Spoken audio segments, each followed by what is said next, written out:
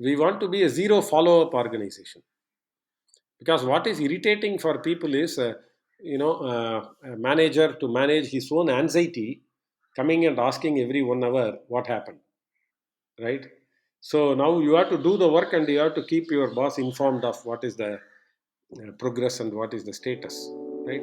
So if we have to be zero follow up, then people have to know when to ask for help. Welcome to another edition of Contra Minds. In this episode, I am in conversation with Kumar Vembu. Kumar is the founder and CEO of GoFrugal, one of India's leading ERP solution companies for retail, restaurant, and distribution businesses. Today, GoFrugal has a global presence with customers spread across 50 countries. He is also a co founder of Zoho Corporation, one of the world's leading companies in the domain of online productivity tools and SaaS applications. Kumar has started, scaled, and built both Zoho and GoFrugal without any external funding. He's one of the smartest and the most humble people in our industry today, and it was an absolute pleasure to interview him on this podcast. Over to my conversation with Kumar Vembu.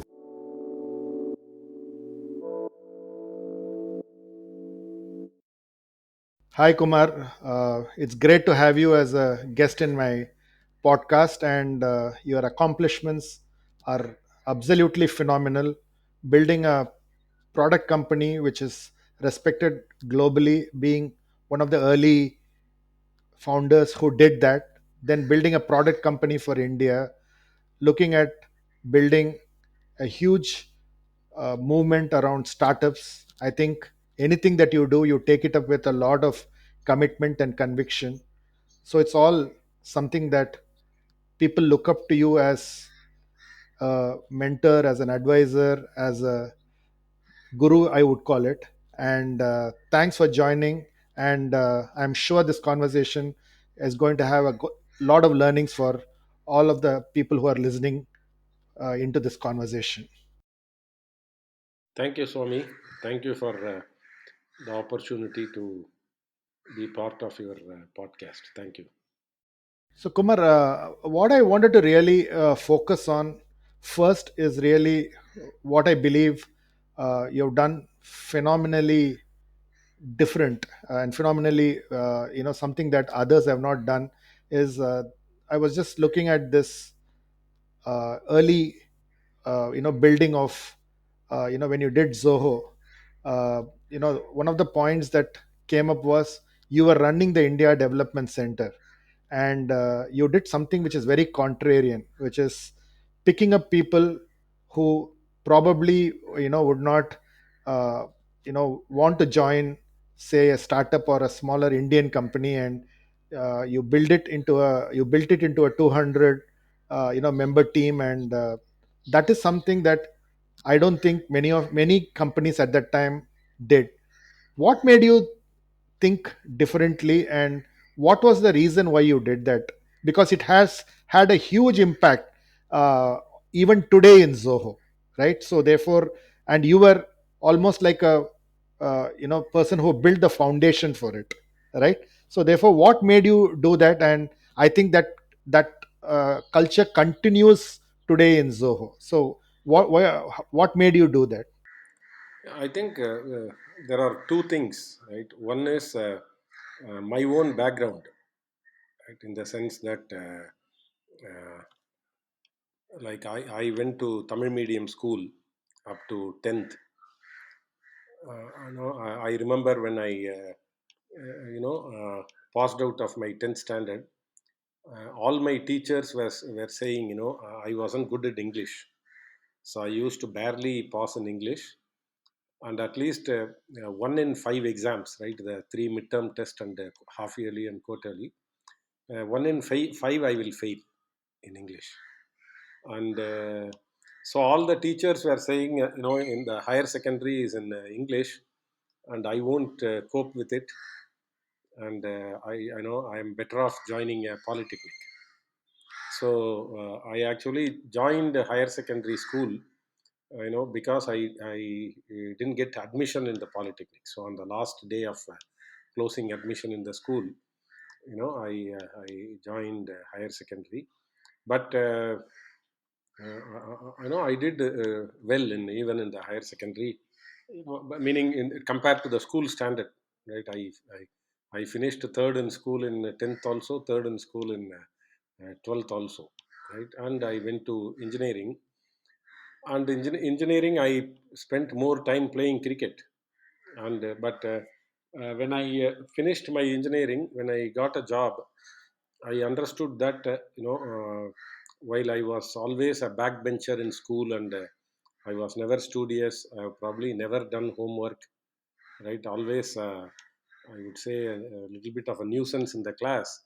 But when I started working, I became a sort of a front bencher in the work, right? Where like people see me as a valuable team member in the cricket field, people started seeing me as a valuable team member in the at work, right? So my own personal experience taught me that academic excellence or academic performance, and how people behave and work at work are two different things, right? I might have been a complete you know uh, uh, for the effort I put in, I should have been a complete flop in academics. But maybe because I had some exceptional memory, right? I can just read the book once before the exam and go and vomit it in the exam. I could do well in the exams, right? Without understanding, I can transfer what was in the book to the answer paper, right? That was a skill I was blessed with. But when I came to work, I started understanding everything because I was working, right? I also realized without understanding you can't do anything, and that whole process was enjoyable. So yeah, I would say the whole thing about the company. In fact, when I came back from the US, I felt when I was working in the US, whether it was in Intel or in Qualcomm, too much of resources were being wasted, right? Meaning, I felt the 4 years I worked in India, I was contributing a lot, very busy and enjoying the work and things like that. In the US, I wasn't doing much, right? There it was very very relaxed time, and most days I used to cook 3 times a day. That's how much time I had in the US, right? And so when I started the company, I know that for every school first, or the top 3 or top 2 in the class, there are 38 or 40 students who are laggards like me in school, in class, right? So when I started the company, so it was not a thought through decision. That's what you are getting, and I wasn't complaining because I was one of them, right? Because I know that whether they have studied well or not studied well, if there is a good common sense and good attitude, and great willingness to work hard, and and be a great team player, I think nothing can stop them, right? Since I was one of them, I know betting on people like me won't be the will never be the wrong thing to do. So the biggest point, in one of the interviews that Sridhar Vembu talks about is, he says, you laid the foundation for the company. Okay. He says, I never believed that these people can ever do programming, and Kumar literally picked up people, personally did training till the development center became 200 people. And so what's the kind of training you did to those people at those stages? Because literally, you're picking up people who you yourself say were laggards. And what I saw in those interview was, I believe you did the training yourself, you built a culture. And this is really very very critical, tenet of how you build a company, which the culture then stays on for decades, right? So therefore, what is really the important thing that you did to build that kind of a culture? No, I think, see, I didn't say, I said I was a laggard in the academics. So I did not say they were laggards, right? Maybe some of them did brilliantly well in academics also. So I wouldn't know. So my point is the academic qualification, right? Meaning whether they were school first or school second, whether they scored centum in mathematics or 60 in mathematics, right? That what did they score in science, whether they got first class or second class, whether they can talk in English fluently or not, these things did not matter, right? So what matters is, can they work as a team, right? Do they have the empathy, and do they listen, do they follow instruction, do they talk back when things matter, right? And do they commit, right? And do whatever it takes to get the work done, right? And are they able to learn? Those are the most important things, right? So because in my view, from the day we hired them, I would say most of them who are still with us, and some of them who left to pursue other opportunities, I have found many rock stars among them, even though they were not they were never toppers in their life or whatever, however they did in academics. Because even I wouldn't know for almost most of the cases whether they did well or not in academics, because we just didn't care about them, right? So now in terms of the coaching or training and other things also, I think there are two, three things I learned in my first job in IIT Madras in the TNET group. Two, three things of what to do and a few things of what not to do. So both I learned in my first job.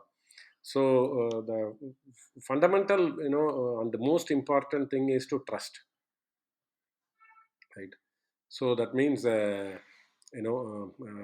for example, from the very beginning, we had a leave policy like nobody need to come and inform their manager or me when they are taking leave, right? You don't need permission. You just send a mail to the entire team, because the team you are working with is the ones who are expecting you to be available at work, right? So, and in every action, you show trust, right? And I believe people respond to trust.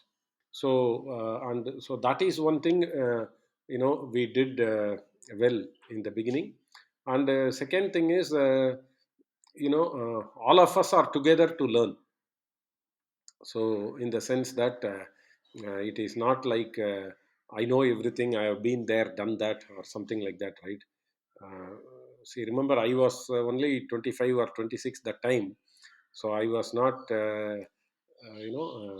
like there, it was not, I have never been a manager of people or manager of project in the 4 years, 4.5 years I had worked in the industry.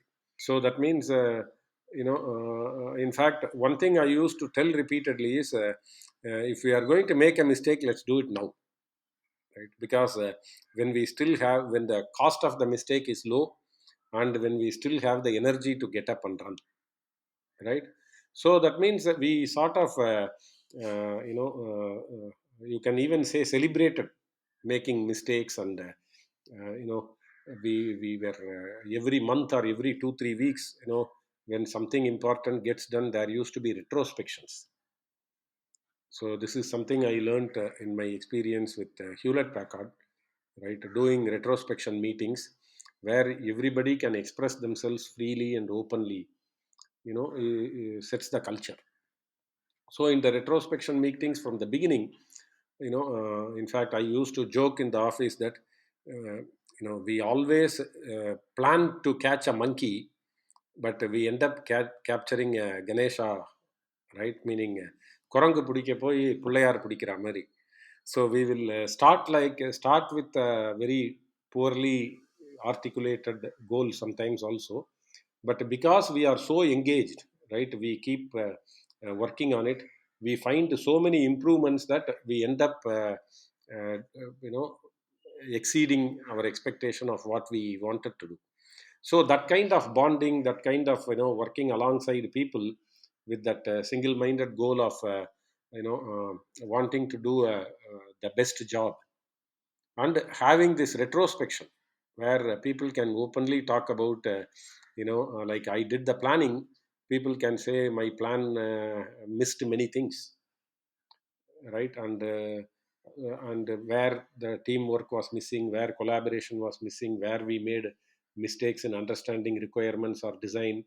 So people can talk very openly in those retrospections. So I remember even documenting, in a 10-member team, having 10, 12 pages, printed pages of A4 sheets of retrospection feedback, which we categorize, analyze, and put together the improvement plan for the next sprint, that kind of a thing, right? So that whole thing of trust, transparency, mutual respect, and openness, right? And we are all together to learn, right? And the mistakes are okay as long as we learn from it and we won't repeat it again. It is that kind of thing that ended up having a huge impact. Brilliant, brilliant.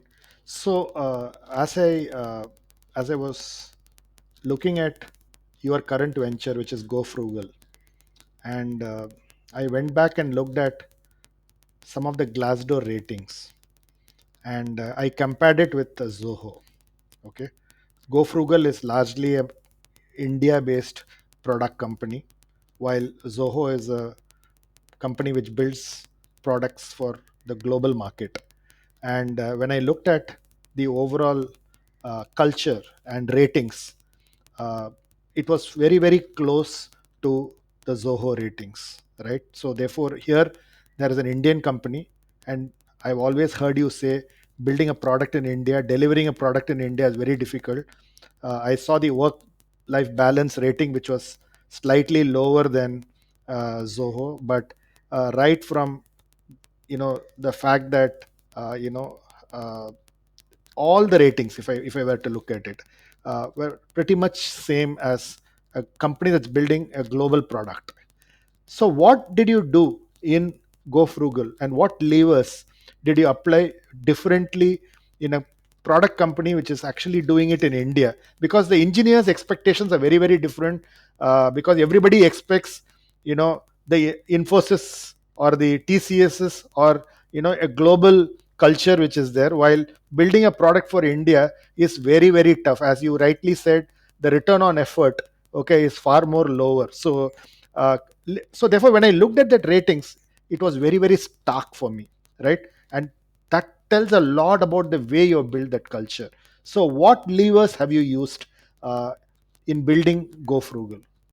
No, I think, see, I'm glad you are doing this podcast now, because maybe if you had done it 5 years back, the Glassdoor rating would not have been same.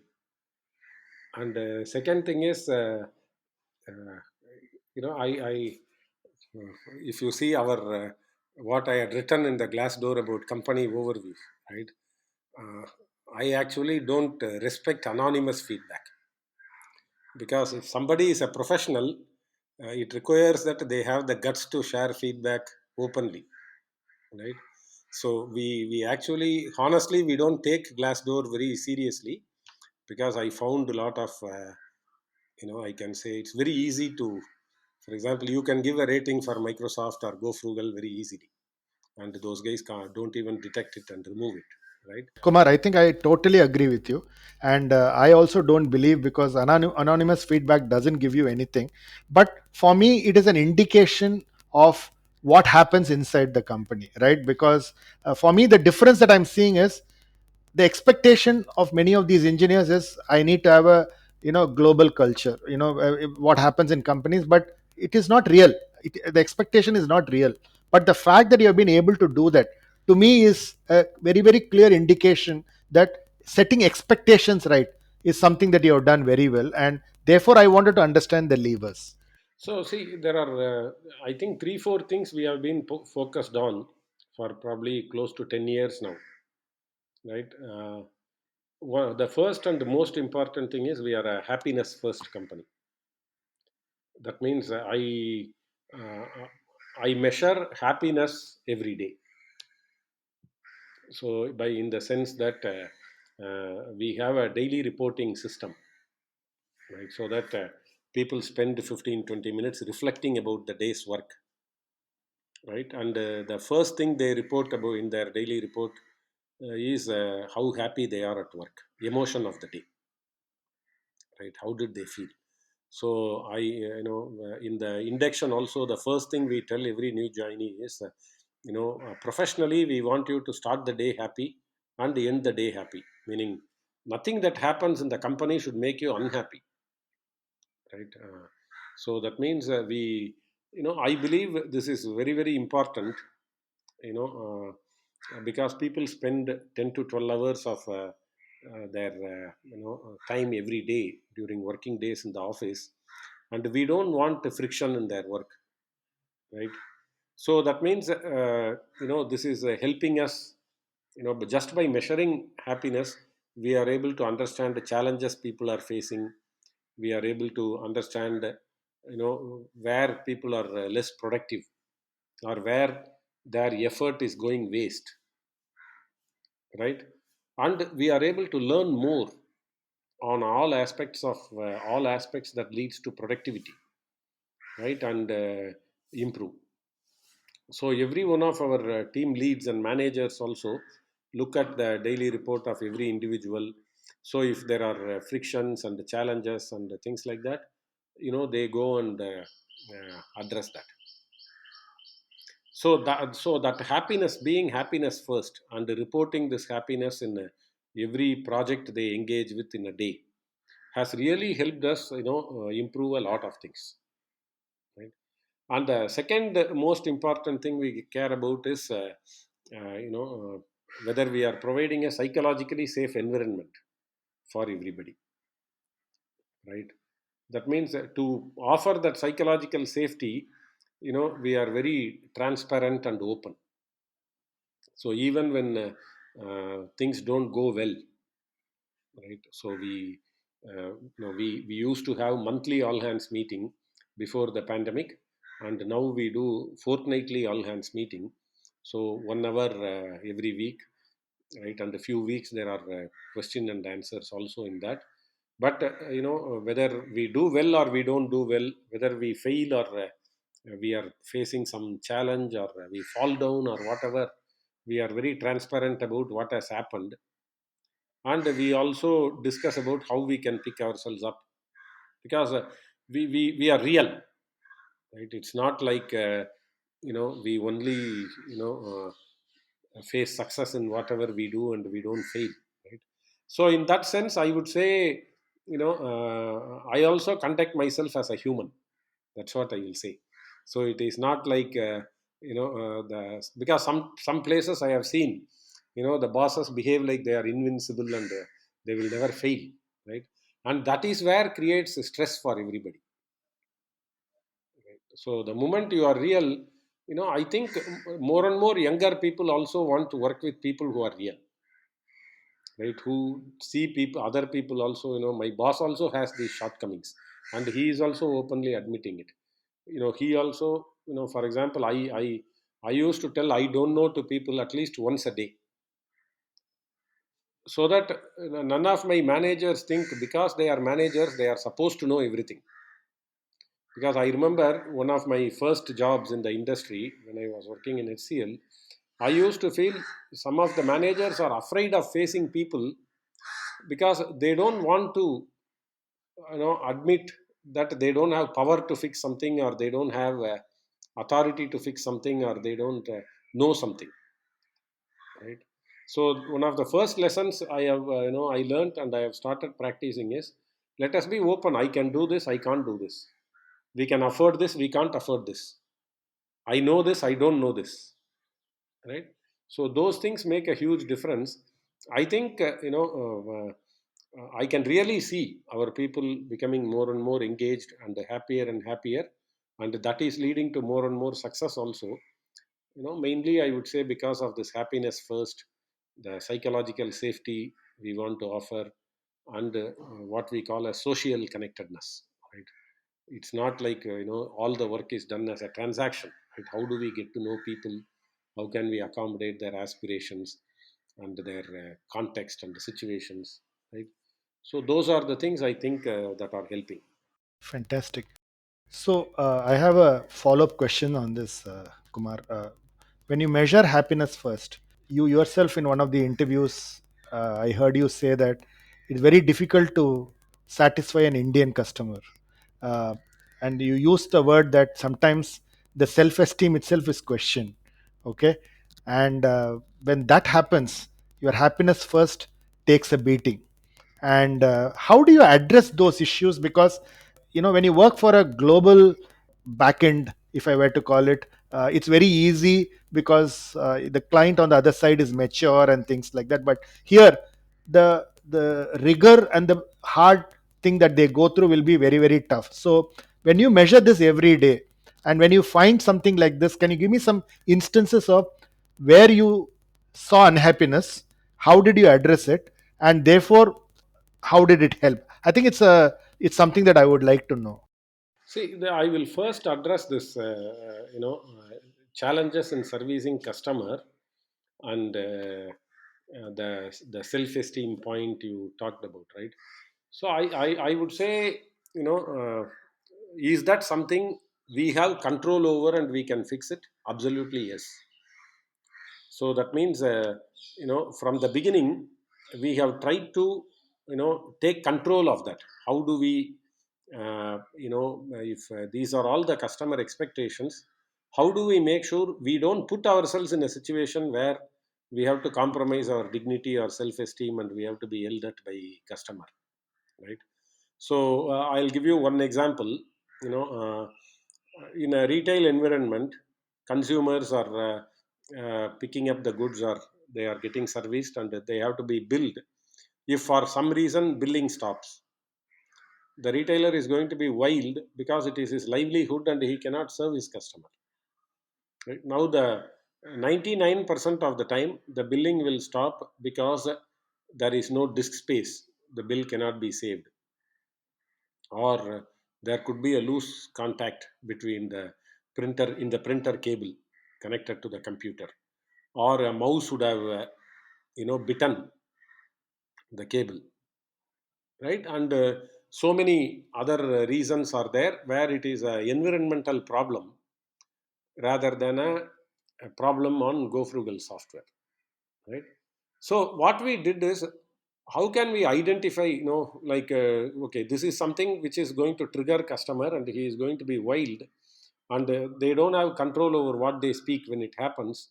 But after they know that it is disk space problem and we service them, 90% of them even apologize, saying, we went out of the way, but they should not have yelled. But the word spoken cannot be taken back, right?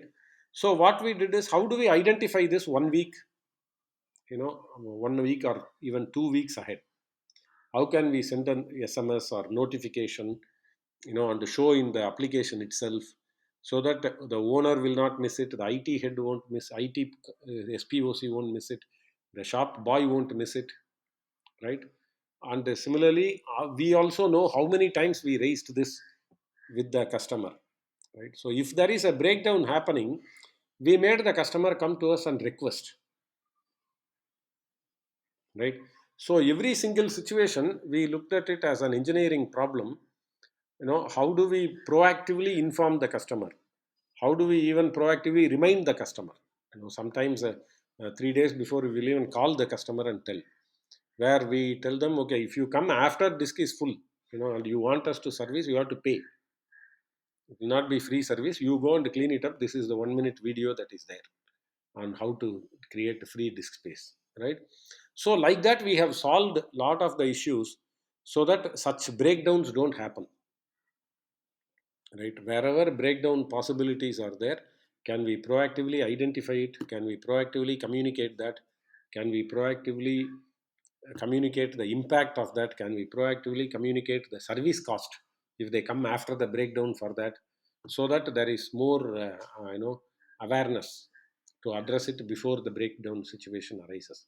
So that is the way we have, we have reduced our work.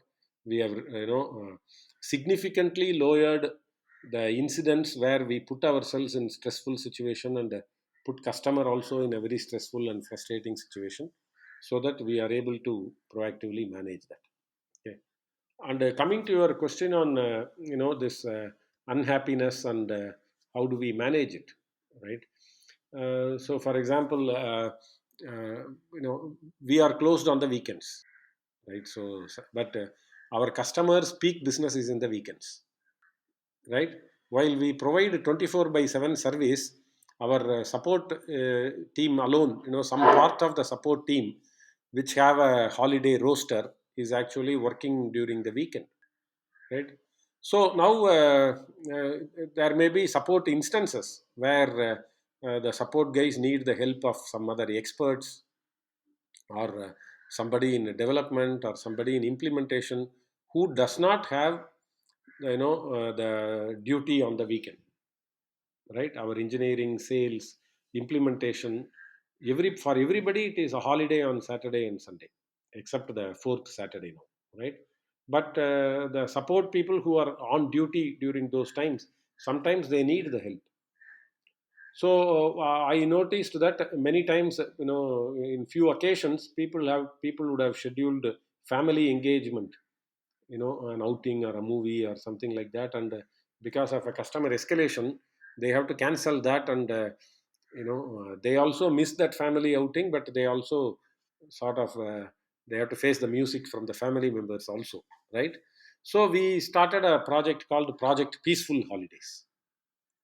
So that means, why would somebody who has to work on that day, he has to work, but whoever is on a holiday on the weekend, they should never be disturbed. So what are the reasons for which they have to be called? Is it a knowledge issue of the agent? Is it a skill issue of the agent? Is it a problem that can only be looked at by troubleshooted by a more skilled person, or only by a developer? And how can we eliminate that? So we did this for a few months, and analyzed.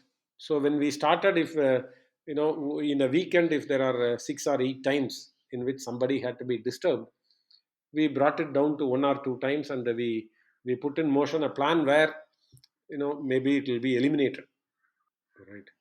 Because so when somebody, first is we have to make people comfortable expressing their emotion, even if that emotion is a frustration due to how their team lead is running the project, right? Because many times, you know uh, uh, I have the power to create most stress to my team, right? So whether I exercise my power that way or not is the question, right? So it is true of every level of managers, right? Because so this is one example. How can we take control? So whatever we can control, we want to give priority and control that. And the second thing is, we emphasized on lot of unhappiness is because people have to do a lot of unplanned work. So when they do more and more unplanned work, their planned work is taking a beating. Their planned work gets delayed, and they have to give excuse for delayed planned work, and that is affecting the self-esteem of people, right? So how can we come up with a better and better plan? So that these are all 1 week, 2 week plan. In a 1 week period, if we can't do 90% of the time only planned work, we cannot anticipate what unplanned work will come in a 1 week window, 2 week window. Then it's not a healthy thing. We are only reacting and jumping up and down, right? So we put lot of emphasis on planning, so that 60-70% of the people can work and complete their work as per the plan, and they have a say in the plan from the beginning. So these things improve engagement, increases ownership, increases the commitment, right? And by and large make people happier.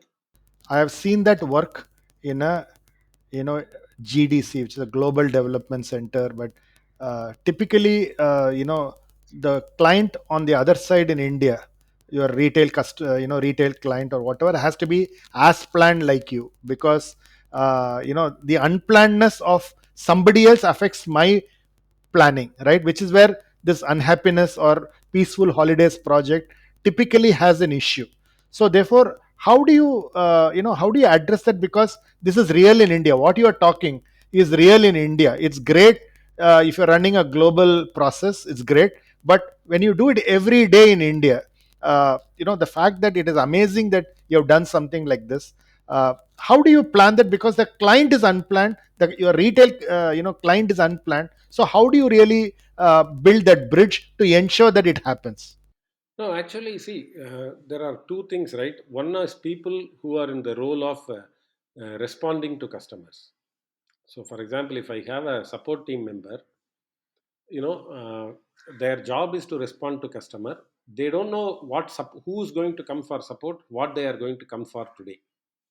But we know that our based on historic averages and how the support lead is support incidents are trending, right? What is whether it is in an increasing trend or downward spiral, what kind of things are coming. So for example, today I know for this product, time wise, hour wise, if I plot, this is how the graph will look like. Today is a Friday, right? And we have done the shift roster to handle that load, right? So we know the typical average service times to we know how many customers will come and things like that. So we have we know, for example, if today current shift is having 8 people, we know 6 people are enough to handle the support volume, and we will have 2 people to do some you can say some identifying or making us more proactive for certain other incident, or eliminating certain support incidents, or doing making something as a self service. Those kind of work these 2 people will be working. And if there is a critical issue that shows up, or if there is a there is a long something that takes a very long time comes up and one guy is engaged, these guys can be asked to drop what they are doing and go and attend to support. So there is one plan for how do we manage development and marketing kind of work. There is another plan for how the sales guy and support person and customer success person work, right? Because in customer success and sales, while they may do some inbound will be there, their work 60% will be outbound engagement that is already planned, and 30-40% will be the inbound call that customers may be calling, which they have no control over.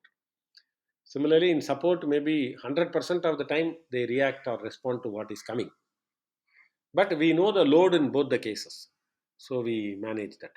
So, one thing that I'm picking up is uh, the way you therefore manage the company literally is data driven, right? Because it looks like you look at the number of support incidents that come in, then you look at agile product development. So, a lot of things is data driven. So, do you bring different sets of data together and then look at it on a regular basis? And how often do you look at it? And how do you ensure that people are aware of these issues? Actually, I would say we are number one emotion driven, number two data driven. So what and we validate one with other, right? Because for example, uh, like I have had this conversation with people who are in pre-sales, right? When they say I have made, every day I have to talk to 60 different customers, and each call is about 15 minutes. But when the data says they have actually made 30 calls and each call is only 2 minutes, right? So there is a gap between this perception and reality, especially when so we make every individual actually face the truth like this, because if you do 30 calls at 2 minutes average, and you think you have done 60 at 15-minute average, then your job is a burden for you. So the burden is not on the call you are making, but the burden is in your mind, right? So either you have to correct your mind so that you can actually acknowledge the real truth and real experience, or you basically, if it is too much of a burden, then find something else. Because in the interview, people say they love talking to people, but after 1 or 2 weeks in the job, their love is shown in the perception or the feeling they get about how many people they talk to and how long they talk to with each one, right? And what the data says. So the most important thing for me, always been how do people feel rather than what that the data say, right? Because a lot of insights you get when you ask people how do they feel, right? The data can be used to validate that, right? See, finally I would say one of the most important thing we do, in fact, to even our Glassdoor rating or all the other things, is making everybody more self-aware, right? So for example, when something happens, the first thing we ask is whether that individual understands where the mistake happened without me telling, right? So am I able to do a root cause analysis myself? Am I able to come up with what I should have done differently, right? So if that self awareness is there and the commitment to improve that is there, we don't have to manage them at all. We just have to give them the time and space and the coaching that is required, right? So we focus on building the self awareness in all aspects of the work we do. So that means the management is number one, how do they feel, right? And what does the data say? We then talk about the one truth. Which brings me to the next question that I had, which is, there is something we talk about, which is the education work gap, where you really say that college does not teach what happens at work, and therefore the work ethic itself is a real issue that you face in an organization where the person has not been taught in his life prior to starting work about responsibility and accountability itself, right? So therefore that itself is a, I think, I thought was quite telling when I heard it.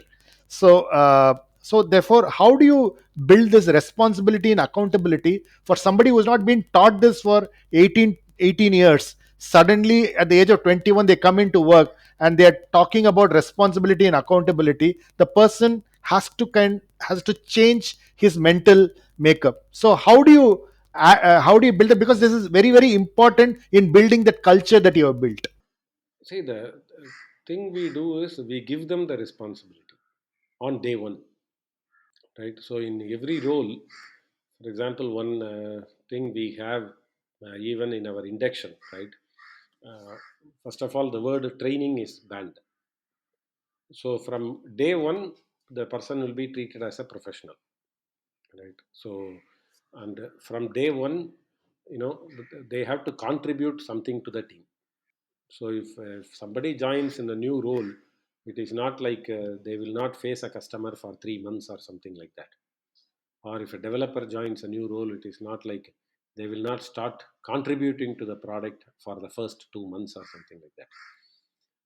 So we bring that responsibility by asking them to contribute on day one, right? So that way what happens is, since there is an environment of helpfulness, right? So the moment they want to contribute, they may need to know certain things, they may need to ask help with certain people, right? So then they start asking for help, they see other people doing, then they do it, they understand where they are, right? So because we give them that responsibility on day one, the environment is more sort of self-selecting, in the sense that people who enjoy that responsibility and can handle that responsibility are with us on the 181st day, and people who don't want that responsibility, and the people who think they can come in, do what they are told to do and get out, right? They find this place to be a wrong place, right?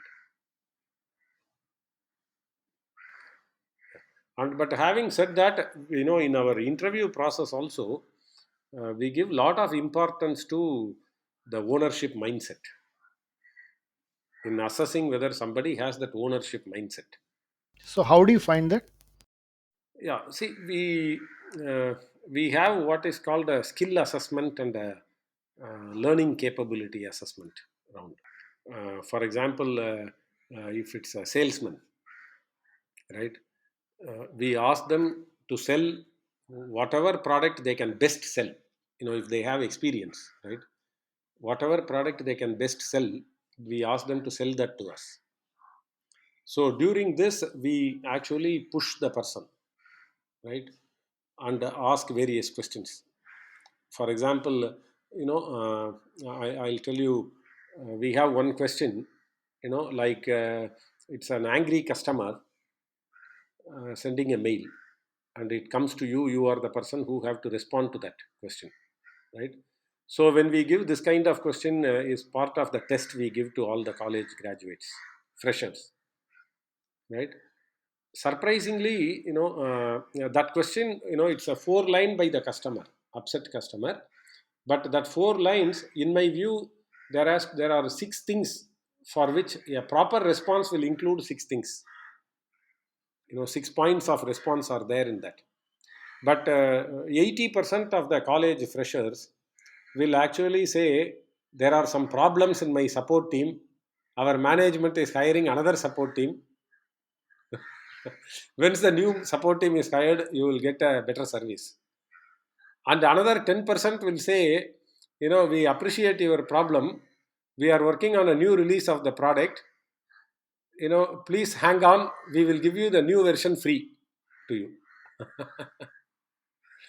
Right? Only 1% of the students will actually say, I take responsibility, and I will come up with a plan, or I will come back to you on by when we will address your concerns. But I am responsible. From now on, you can reach me. So it's a simple four-line, escalation mail by a customer. In fact, I have read probably 2,000, 3,000 responses by students, and it's hilarious to read some of the responses. How can people think like this? Great, great.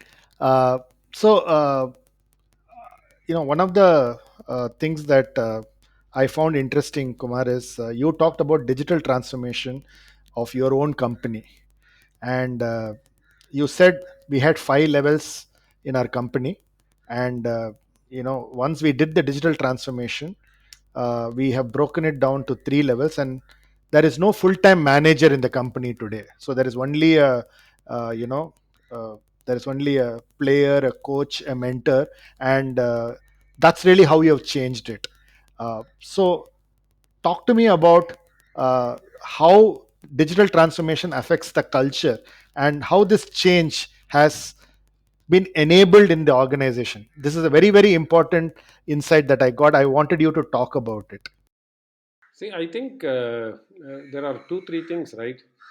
Uh, when we started doing this, so this, along with that, measuring the emotion and addressing challenge, and all the happiness first, everything happened parallelly, right? That means the stated intent is that, every team member in the company should have a frictionless experience.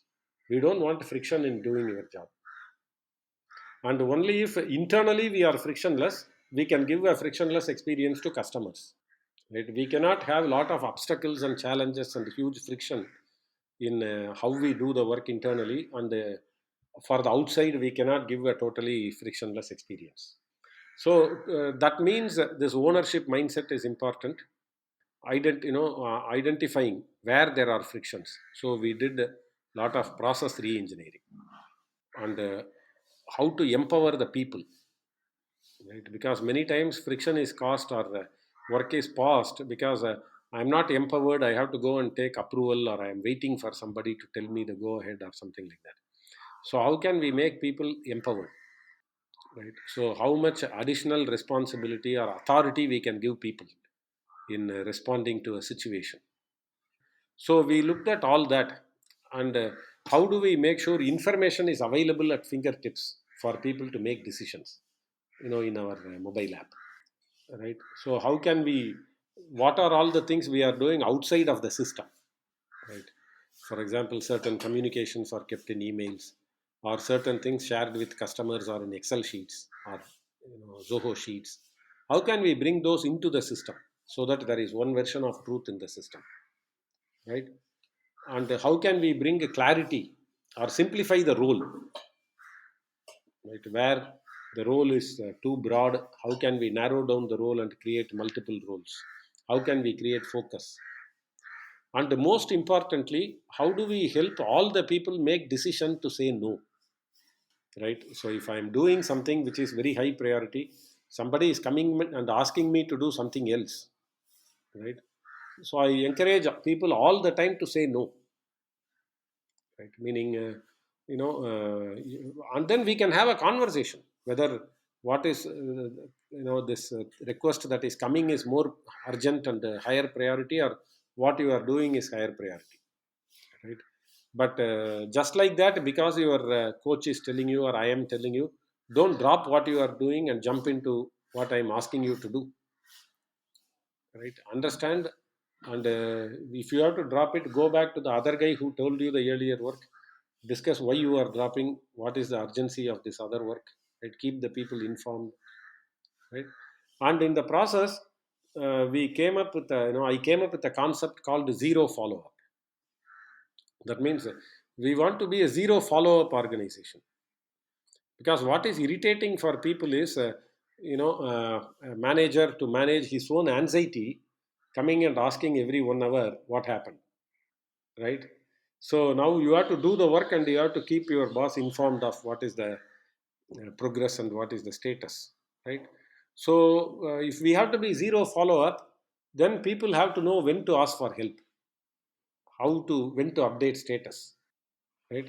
So in many of these things, we have made significant progress in the last few years, but we still have many things to improve on also. So I'll give ourselves a 7 on 10, or 8 on 10, and the 10 keeps getting redefined because of our experience, the depth we can go and things like that. So this whole thing about a zero follow up, and this whole thing that you talk about, uh, when you really go about hiring and looking for people, you don't get these kind of people so easily, because 99% of the market does exactly what you don't do, right? Therefore, how do you therefore uh, get these skills into because you are a large organization today. You are probably the largest retail ERP company in the country. So how do you really get these skills into people, because you don't get them ready made, right? Therefore, how do you do that? Yeah, I think, see, I would say there are many people who want this, right? So it is a so when we do lateral hire, for some of them there is a cultural shock, right? Because they have always, see, one thing with many experienced people is that they want somebody else to make the decision, right? So, but for example, over last 7 8 years, if somebody has a problem, you know I have a policy that what is your recommended solution. So you have to tell me three recommended solution and which is the best solution and why. If you are not able to decide between the three, or you want a validation of which one you recommend is the best, then we have a discussion, right? In fact, surprisingly, 90% of the problems don't come to me now. Last 5 years, I would say, right? Because the moment we tell them, no, don't, in fact, I say, don't be a victim, be a victor, right? The victim mindset is to come crying saying I have a problem. The victor mindset is find the solution, talk to the people who can help you implement that solution and get the solve the problem. In fact, we talk about this cow in the ditch story, right? So basically, when you see a cow in the ditch, right, there are three four kinds of people. People walk past the cow in the ditch as if they didn't see it, right?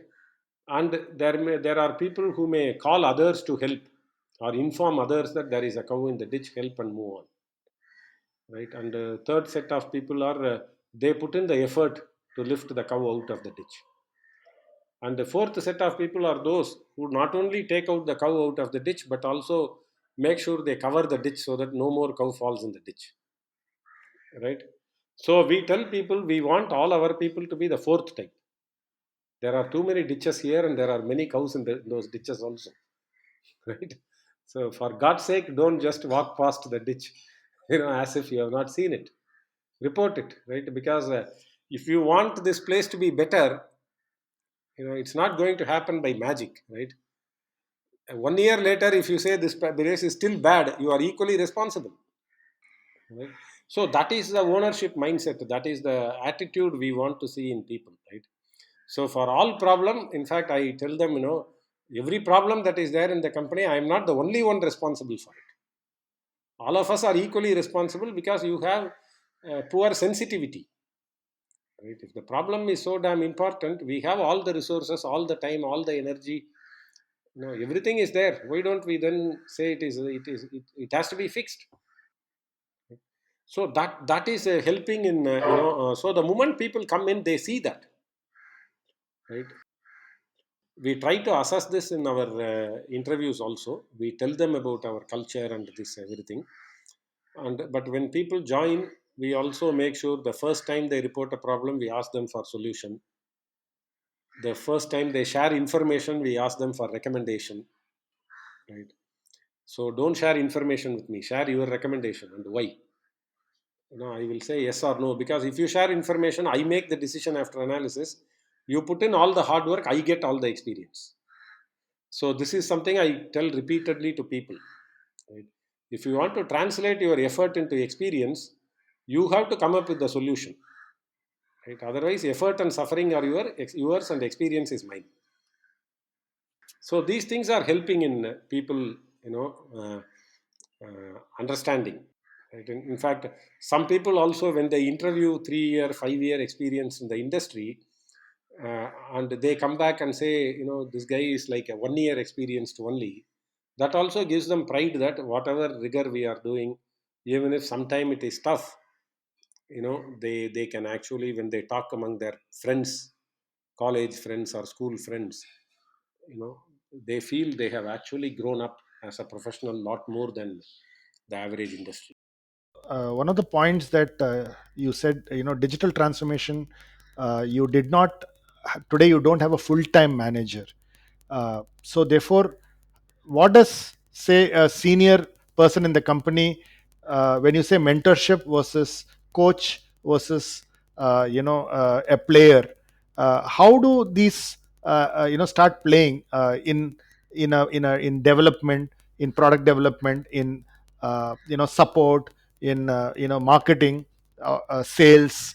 Therefore, how does this change? Because I think this concept of a manager almost sounds like, if I manage 3,000 people, I'm supposed to be competent, right?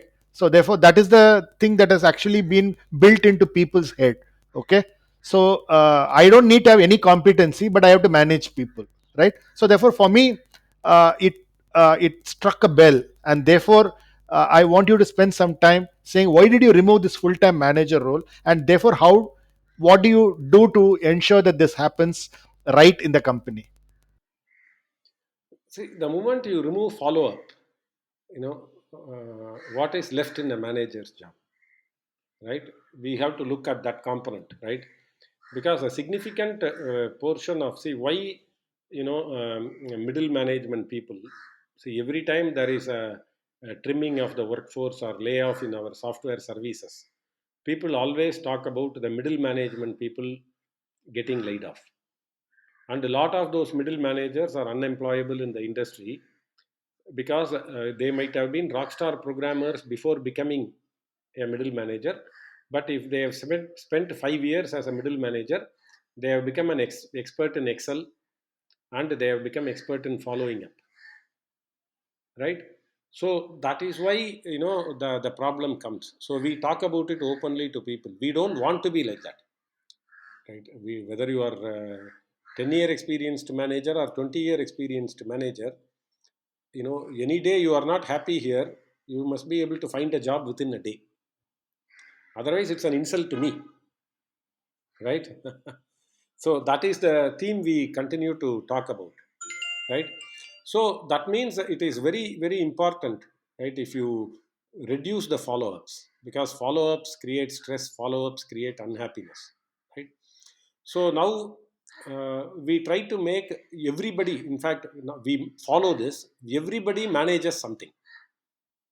So, for example, in a development team, if there are five projects scheduled for this weekly sprint, you can say most of those five projects, all the five projects will be owned by some team member or the other, right? So the reporting manager kind of a person is only a facilitator there.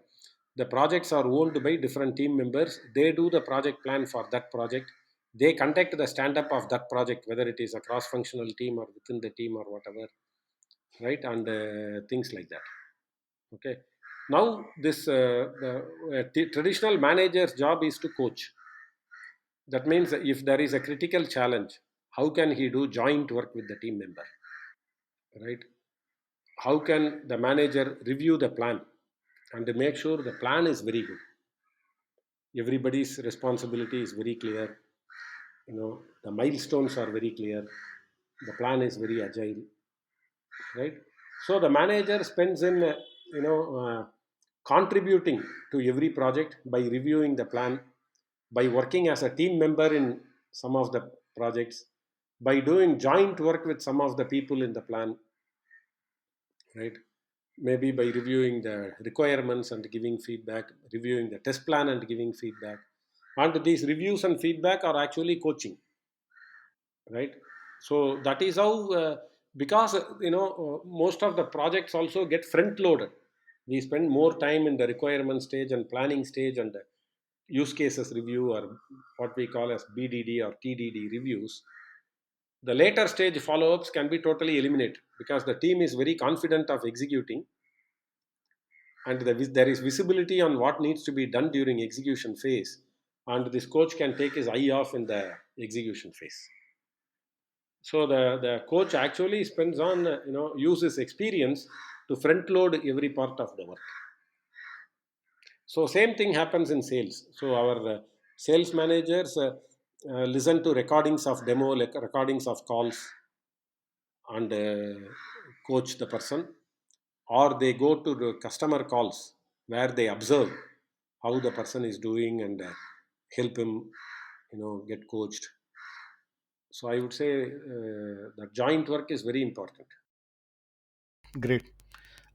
So I'm going to ask you a last question, though I had lots of questions. I think I have overshot that time. So this is largely a culture discussion, which, in my opinion, is absolutely gold as far as I'm concerned. What you have said. You said, as a CEO, as a founder, you resign every night and reappoint yourself every morning so that you don't defend your decisions. Talk to me a little bit about it, and why is it important for senior leaders to do this? Yeah, I think, see, many times we get attached to, what we already know or what we have already done, right? And the market is changing so much. The customer expectations are changing so fast. New threats or new opportunities are emerging every day, right? So how do you, I take my responsibility as, there are, let's say, today 350 team members with us, right?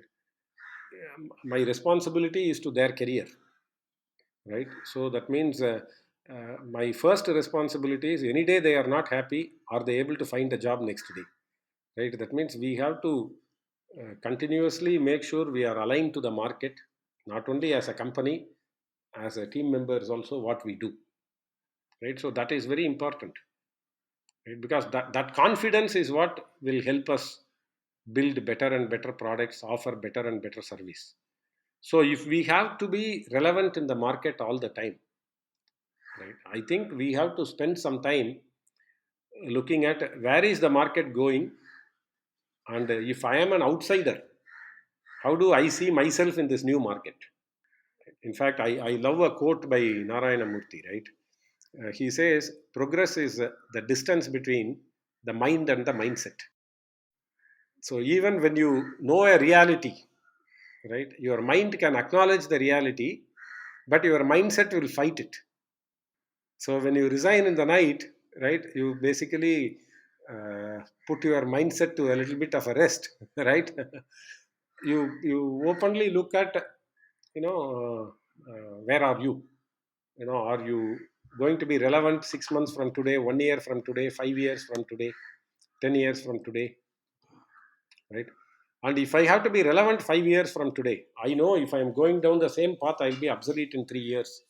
And if I have to be relevant in 5 years from today, what should I do differently? What course correction I have to do?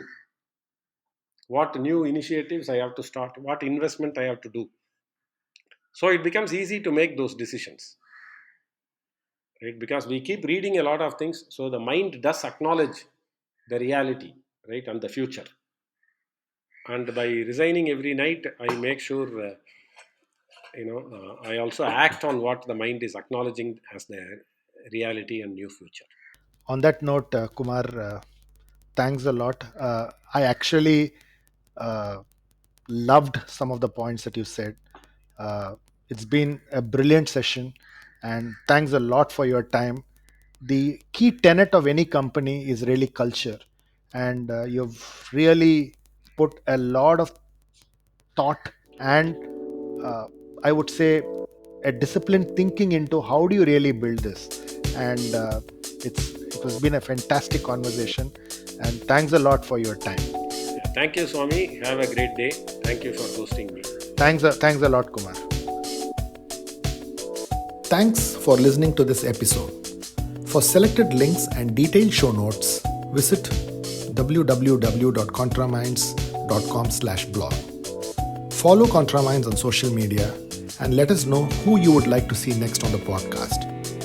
If you're listening to ContraMinds on Apple Podcasts, do share your comments and give us a rating. We are keen to know what you're thinking. ContraMinds is also on YouTube. If you're listening to the podcast on YouTube, hit the subscribe button and stay up to date on all our releases. Thanks for listening and stay safe.